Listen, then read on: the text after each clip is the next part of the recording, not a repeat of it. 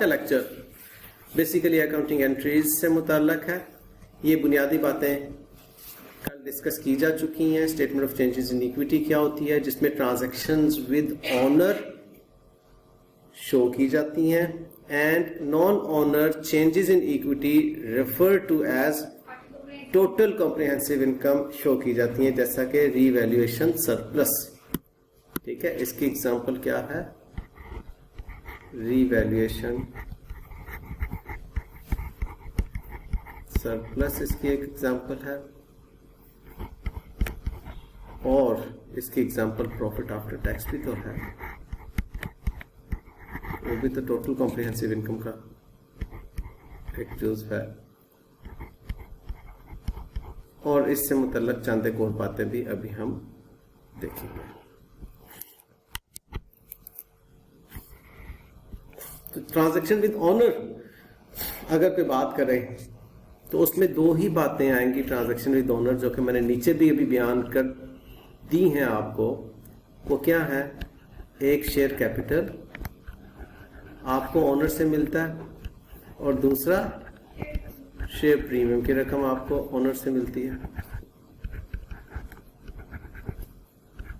बातें ना समझ आने की सूरत में मुझसे 1000 मरतबा रिपीट कराएं, लेकिन कंफ्यूजन को कैरी ना करें। खुदा न खास्ता मौत वाक़या हो गई तो फरिश्ते नहीं छोड़ेंगे आपको, किसी भी वक्त हो सकती है। मैं कह रहा हूं इससे पहले पहले मौत वाक़या हो गई तो फरिश्ता तो कुछ भी पूछ सकता है ना, जैसे एग्जामिनर कुछ भी पूछ सकता है, कबर का फरिश्ता भी कुछ भी पूछ सकता है आपसे। इसलिए कबर में जाने से पहले पहले इक्विप्ड होना चाहिए ना। हाँ तो ठीक है बेटे, ऑनर शेयर होल्डर ने जब पैसे दिए, हमने कैश को डेबिट किया, कैपिटल को क्रेडिट किया और प्रीव्यू को क्रेडिट किया। आ जाओ बेटे, ये आपकी रो। अब ये दो बातें जो है यहां पर डिस्कस होने जा रही हैं। ये वाली बात जो है ये डिस्कस होने जा रही है इसके अंदर ए में, ठीक है,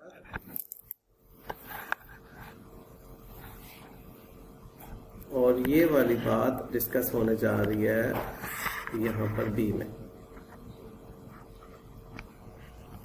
बेटा जी please please please please please किताब जरूर पढ़नी है। ये आपकी किताब का एक्सट्रैक्ट है। अब ये वो छोटी छोटी बातें हैं, एग्जामिनर एज्यूम करता है कि मेरे बच्चे ने पढ़ी नहीं है। अब ट्रांजैक्शन विद ऑनर, मैंने मोटी सी बात की, शेयर कैपिटल शेयर, कोई भी किताब पढ़ लें, लेकिन मैं फिर कहूंगा कि आप आई कैप की किताब पढ़ें।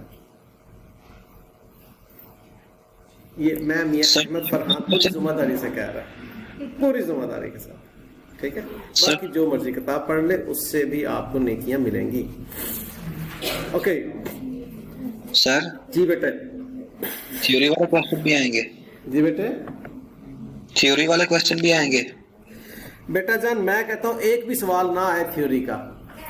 आपने थ्योरी के लिए नहीं पढ़ना, आपने इसलिए नहीं पढ़ना कि थ्योरी के क्वेश्चन आएंगे तो हम, आपने इसलिए पढ़ना है कि आपको भाई पता होना चाहिए ये कॉन्सेप्ट कि ट्रांजैक्शन विद ऑनर क्या है। आप जो भी अकाउंटिंग कर रहे हो आप हवा में नहीं कर रहे हैं, प्लीज मेरा दर्द समझने की कोशिश करें।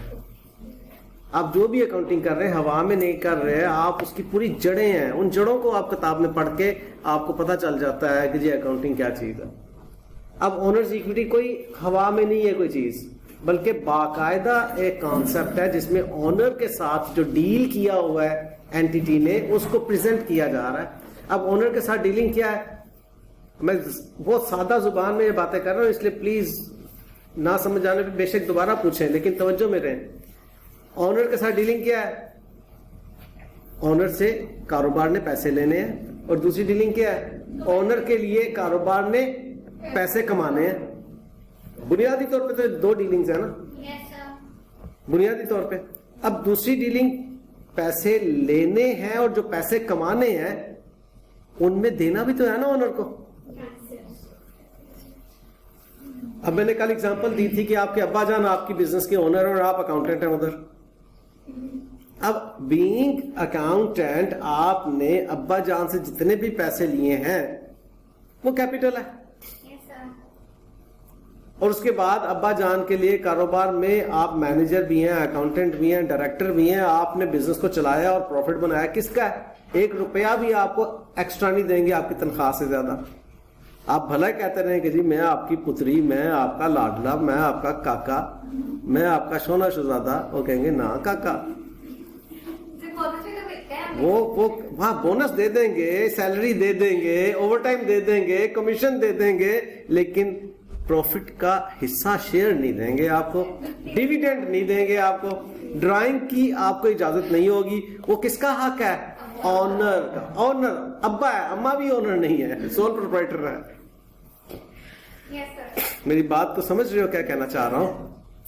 तो ऑनर एक अलग है, मैनेजमेंट अलग है।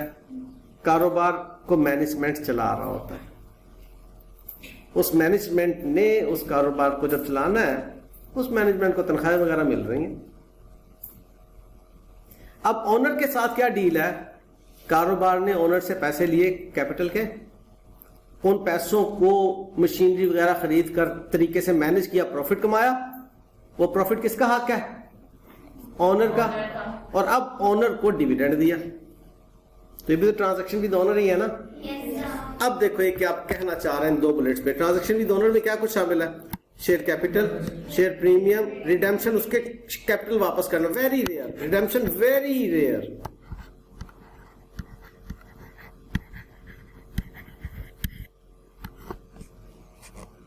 रिडेम्पशन का मतलब होता है आपने जो कैपिटल लिया है वो वापस करना है। लिया हुआ कैपिटल वापस नहीं होता, बाजान भूल जाए। ऑनर को वापस करना। हाँ, ऑनर को वापस नहीं करता कारोबार कैपिटल, क्योंकि वो कैपिटल का वापस करना जिम्मेदारी नहीं है। और ये एक बात मैं बड़ी मतलब दुख के साथ कहना चाह रहा हूँ। ऐसी एक वीडियो देख रहा था, अल्लाह ताला उन टीचर को भी जो है वो अजर दे। टीचर होते ही माशाल्लाह बहुत अच्छे हैं।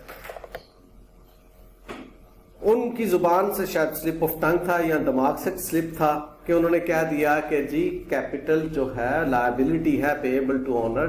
गुनाह वाली बात है। क्यों मैं कहता हूं गुनाह वाली बात है? क्योंकि IASB फ्रेमवर्क ने कहा है और IAS 32 ने कहा है कि कैपिटल लायबिलिटी नहीं है। लायबिलिटी क्या होती है? लायबिलिटी की डेफिनेशन देखो बेटे, आप लोगों के लेवल की बात कर रहा हूं, कोई मैं हाई फाई लेवल की बात नहीं कर रहा। आपसे पूछ सकता है डेफिनेशन ऑफ लायबिलिटी क्या है?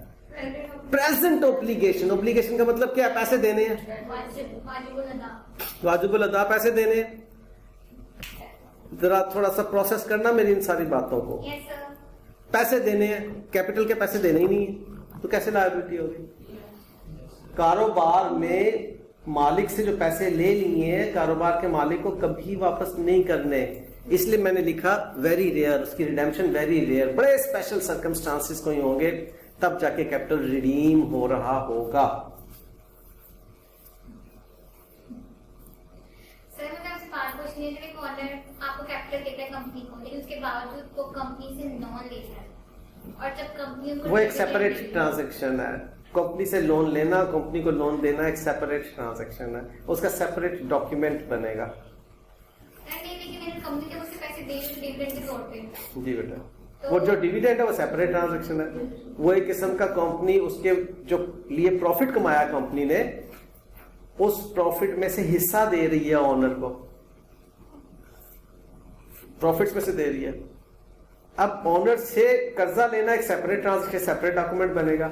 ऑनर को कर्जा वापस लेना और सेपरेट ट्रांजैक्शन। बेटे जान अगर ले सकते हैं, मैं फिलहाल मैं आपको भी कंपनी लॉ नहीं पढ़ाना चाह रहा, ठीक है। मैं सिर्फ ये कह रहा हूं कि ऑनर एक शख्स है, एक इंसान है, सांस लेता है, ठीक है, जिंदा है। आप उससे जो है वो कर्जा लेना चाहते हैं तो आप ले सकते हैं, लेकिन वो एक सेपरेट ट्रांजैक्शन होगी, उसका ऑनर्स इक्विटी से ताल्लुक नहीं होगा। कर्जे के नाम पे अलग एक डॉक्यूमेंट बनेगा, साइन ऑफ होगा कि जी आपसे इतना कर्जा लिया, वो कैपिटल नहीं होगा। बेटे मेरी बात को समझ गए? आपके ज़हन में कोई सवाल चल रहा है पुत्र? क्लियर हो गया? ठीक है, ठीक है। ओके, तो ऑनर ने इक्विटी के जुमरे में जो पैसे दिए वो कैपिटल इक्विटी। कभी भी उसको लायबिलिटी कहने का गुनाह ना करना, मैं गलती भी नहीं कह रहा, यस सर। क्योंकि कबायर में आता है, गुनाह कबीरा में आता है ऑनर्स इक्विटी को लायबिलिटी कहना। मैं सच कह रहा हूं, कब्र में जाके पता चल जाएगा। ठीक है, ओके। डिविडेंड, अब ये ओनर को आपने कमाया हुआ प्रॉफिट दिया, आप कौन है?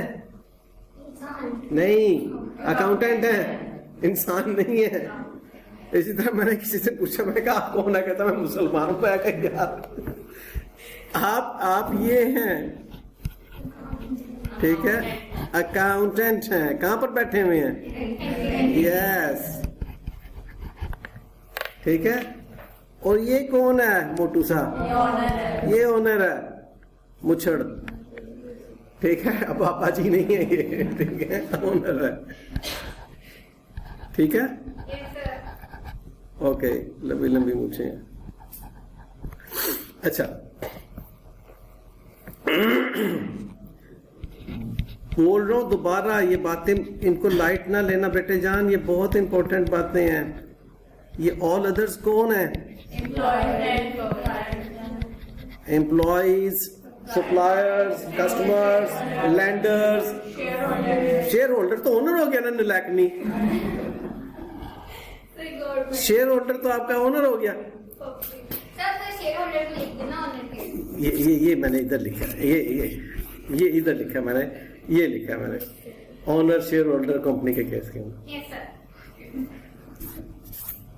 तो मेरे बच्चे की मीनिंग्स के हुआ था, तो बिल्कुल नहीं बोला मैंने। अच्छी बात है, ठीक है। ये डायग्राम मेरे बच्चों ज़हन में रखनी है, यस सर। बहुत इंपॉर्टेंट डायग्राम है। आप कौन है? आप ये बैठे हुए अकाउंटेंट। आप कंपनी के अंदर, एंटिटी के अंदर बैठे हुए, तमाम ट्रांजैक्शंस आप एंटिटी के पॉइंट ऑफ व्यू से देख रहे हैं। इसी को सेपरेट एंटिटी कॉन्सेप्ट भी कहते हैं, ठीक है। इस कॉन्सेप्ट का नाम क्या है?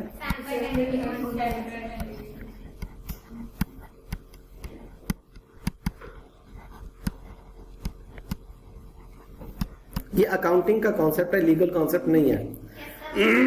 जो लीगल कॉन्सेप्ट है, लीगली सोल प्रोप्राइटर और पार्टनर सेपरेट नहीं होते एंटिटी से। Legally company style of business एक अलग तशख्खुस रखती है, लेकिन हम लॉ नहीं पढ़ रहे। मैं दोबारा से आपको कह रहा हूं, हम अकाउंटिंग पढ़ रहे हैं। अकाउंटिंग में भले वो सोल प्रोप्राइटरशिप है, भले वो पार्टनरशिप बिजनेस है, भले वो कंपनी स्टाइल ऑफ बिजनेस है, ओनर सेपरेट है, बिजनेस है। अब ये बातें समझ आ गई? अच्छा जी।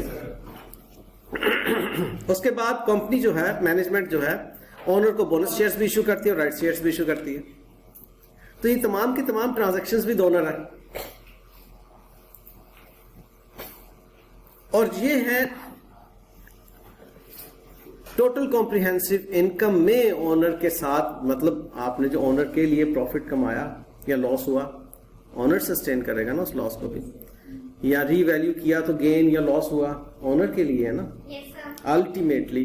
लिहाजा बेटे जान, ये टोटल, अभी मैं राइट इशू जब पढ़ाऊंगा आपको बताऊंगा उसको डेबिट क्रेडिट कैसे करते हैं, अभी बताता हूं। ये टोटल जो है ना, अगर कोई आपसे पूछे कि ऑनर्स इक्विटी में क्या कंटेंट ऑनर्स इक्विटी में लिखा जाता है, ऑनर इक्विटी की आइटम्स कौन सी हैं, ये मैंने चौकटे में लिख दी। बहुत बुनियादी बात है। अब जब ये कॉन्सेप्ट में उतर गया तो अब इसको बनाना हमारे लिए आसान होगा। अब जो सिंपल सा कॉन्सेप्ट है इसके फॉर्मेट का, वो क्या है? आपने हर इक्विटी आइटम को हेडिंग में लिख देना और बाद में टोटल लिख देना।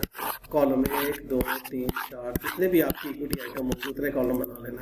इसमें ये 4 आइटम्स है, 4 कॉलम बना लिए। बुनियादी तौर पर 1, 2 और 3 तो लाजमी होंगे। क्यों इसको मैंने कहा लाजमी होंगे?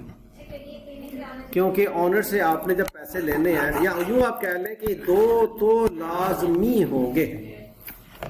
क्यों? कि ऑनर से आपने कैपिटल लेना है, हो सकता है प्रीमियम पे ना लिया हो। ओनर के लिए प्रॉफिट कमाना है, रिटेन अर्निंग में जाता है। रिटेन का मतलब क्या है? रोक लिया गया, प्रॉफिट्स रोक लिए गए। किस बात पे रोक लिए गए? डिविडेंड नहीं दिया, आपने रोक लिया अपने पास उस प्रॉफिट को। लिहाजा आप जब भी डिविडेंड देंगे उसी प्रॉफिट में से देंगे ना। ठीक बात? ओके। उसने कहा कि जी साल के शुरू में कितना बैलेंस था, शुरू में लिख दो। कंफ्यूज होके ना देखना बेटे जान, आपको सवाल में दिया होगा कि किस आइटम का साल के शुरू में कितना बैलेंस है, लिख दो। उसके बाद आपको बताया होगा कि साल के दौरान में कितना प्रॉफिट हुआ। अब बताओ जो साल के दौरान में प्रॉफिट हुआ उसका कैपिटल से या शेयर प्रीमियम से कोई ताल्लुक है? अगर लॉस हुआ तो ब्रैकेट में लिख देंगे आप। ओनर से ताल्लुक है, ओनर ही का घर बना रहे हैं हम। ये ओनर के घर में 4 कमरे हैं इस वक्त। एक कमरे का क्या नाम है? दूसरे कमरे का नाम, तीसरे कमरे का नाम, चौथे कमरे का नाम। अब जो काका होगा जिस कमरे से ताल्लुक होगा उसी कमरे में भेजना है ना। खबरदार वो किसी दूसरे कमरे में जाए। तो जो प्रॉफिट है उसका ताल्लुक किस कमरे से है? रिटेन अर्निंग के कमरे से है। हाँ बेटा, नहीं बेटा, नहीं आप ऐसा कीजिए, आप रिसेप्शन से पता कर लीजिए।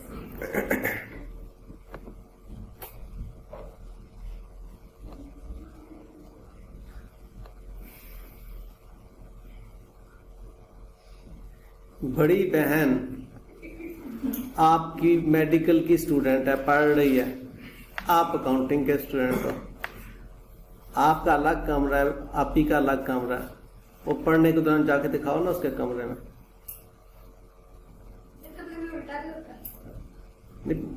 वैसे एक बात कर लो, आपका अपना अपने कमरे में जाओगी, बहन के कमरे में जाओगी? आप ही मैं आप ही मैं, ठीक है? तो अपना अपना कमरा पहचान लिया। प्रॉफिट का कमरा कौन सा है? अब जब कैपिटल के कैश रिसीव होगा तो कौन सा कमरा है? और जब उसके फेस वैल्यू से ज्यादा कैश रिसीव होगा कौन सा कमरा? और जब एसेट रीवैल्यू होगा तो कौन सा कमरा? ये कॉन्सेप्ट है सादा सा, कोई रट्टा नहीं है। कॉन्सेप्ट क्लियर होना चाहिए कि आपका कमरा कौन सा।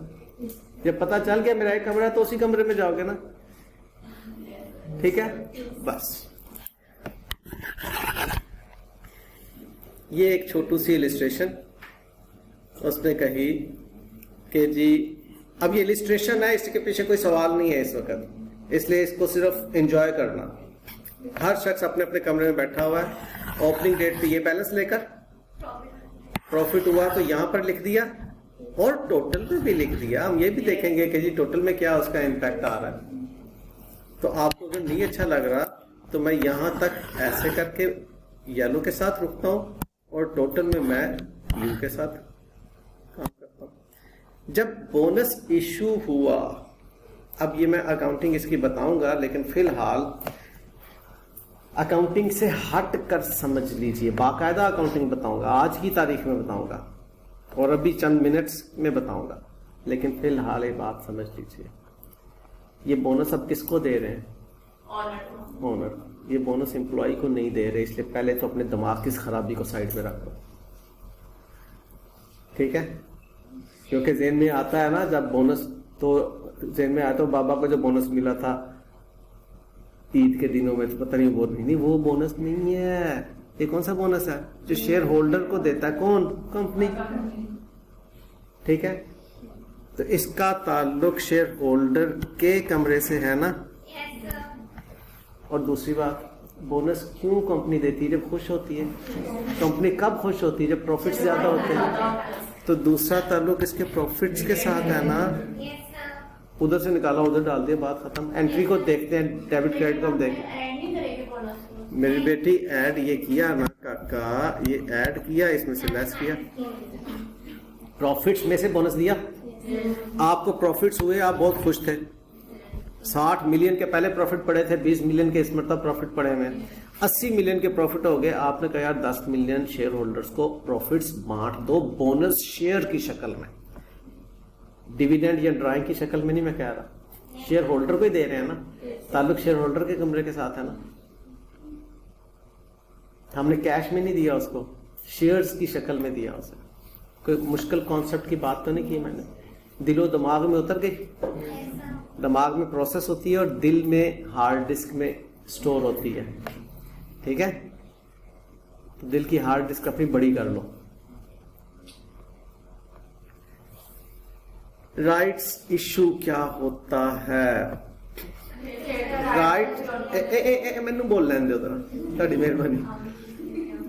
राइट्स इशू ये होता है कि आप मौजूदा शेयर होल्डर्स को मजीद शेयर इशू करते हैं, मार्केट में जो रकम चल रही होती है उससे कम पे। मार्केट में शेयर्स 140 रुपए के फ्लोट हो रहे हैं, मौजूद हैं। हम अपने शेयर होल्डर्स को कहते हैं जी हमें आप बहुत अच्छे लग रहे हैं, इसलिए आप 110 रुपए में शेयर्स ले लें हमसे। अब हमने फेस वैल्यू 100 रुपए से 10 रुपए ज्यादा लिए हैं ना, मार्केट से अगर वो शेयर खरीदते तो कितने का खरीदते? 140 का खरीदते, ठीक है। तो हमने उनसे जो पैसे लिए उसमें प्रीमियम है या नहीं है? फेस वैल्यू कितनी है? 100 का ताल्लुक होगा शेयर कैपिटल के कमरे के साथ और प्रीमियम शेयर प्रीमियम के साथ होगा। टोटल हमारी इक्विटी में इजाफा होगा कि नहीं हुआ? बोनस की शक्ल में हमारी इक्विटी में इजाफा नहीं होता, एक कमरे से निकाल के दूसरे कमरे में डाल रहे हैं, पूरे घर में कोई फर्क ही नहीं पड़ रहा। आपने अपनी वार्डरोब में से कपड़े निकाल के आप ही की वार्डरोब में रख दिए, पूरे घर की वार्डरोब्स में कोई इजाफा कमी हुई? समझ नहीं आई ना? आई है, ठीक है। अब जब आपने कैश लेकर इक्विटी शेयर्स इशू किए, अब तो एक नई इक्विटी इशू हो रही है ना, अब तो टोटल में इंक्रीज आएगी ना बेटे जान, फॉलोड बेटे जी, क्योंकि उसने 5 रुपए का शेयर 5 में ही बेचा था। अगर उसने 4 रुपए का शेयर 5 में बेचा होता तो 4 इधर लिखते, 1 उधर लिखते, प्रीमियम में लिखते।